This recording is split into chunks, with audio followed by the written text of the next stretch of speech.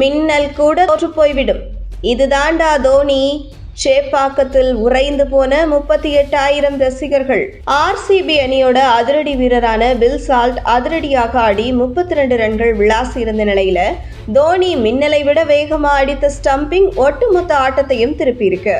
நூர் அகமது வீசிய பந்துல பவுண்டரி விளாச நினைச்ச bill salt 1 சென்டிமீட்டர்கள் வெளியில கால்களை கொண்டு வந்தப்போ தோனி ஸ்டம்பிங் செஞ்சு அசத்தி இருக்காரு.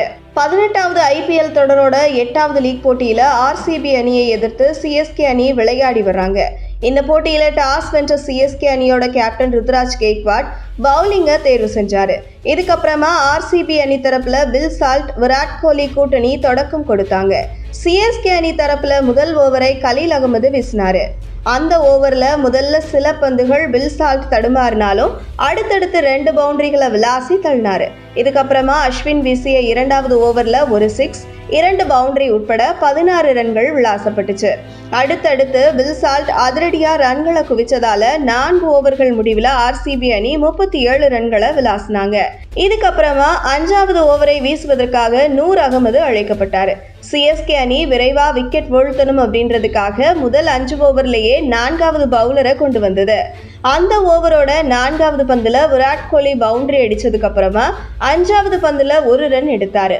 இந்த நிலையில கடைசி பந்தை எதிர்கொள்ள பில் சால்ட் வந்தாரு.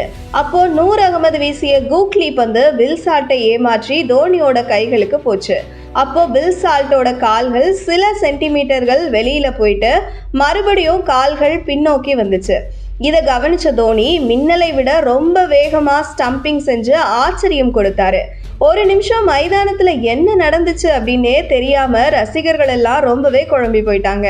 இதுக்கப்புறமா 3rd அம்பையர்கிட்ட தீர்ப்பு போக அவரு கேமராவோட கண்கள் வழியா பார்த்தப்போ பில் சால்ட் கால்கள் ஸ்டம்பிங் பண்ணப்போ காற்றுல இருந்தது தெரிய வந்துச்சு. இதனால பில் சால்ட் 16 பந்துகள்ல ஒரு 6, 5 பவுண்டரி உட்பட 32 ரன்கள்ல ஆட்டம் இழந்து வெளியேறினாரு. இதனால சிஎஸ்கே வீரர்கள் அதிகம் எதிர்பார்க்கப்பட்ட முதல் விக்கெட் கிடைச்சது. கடந்த போட்டியில சூரியகுமார் யாதவ மின்னல் வேகத்தை விட அதிகமா ஸ்டம்பிங் செய்து அசத்திய தோனி இந்த முறை பில் சால்ட்டை அதை விடவும் ரொம்ப வேகமா ஸ்டம்பிங் செய்து 43 வயசானாலும் சிங்கம் எப்பவுமே சிங்கம் தான் அப்படின்றத நிரூபிச்சிருக்காரு. இதனால தோனி ரசிகர்கள் உற்சாகத்துல கொண்டாடிட்டு வராங்க.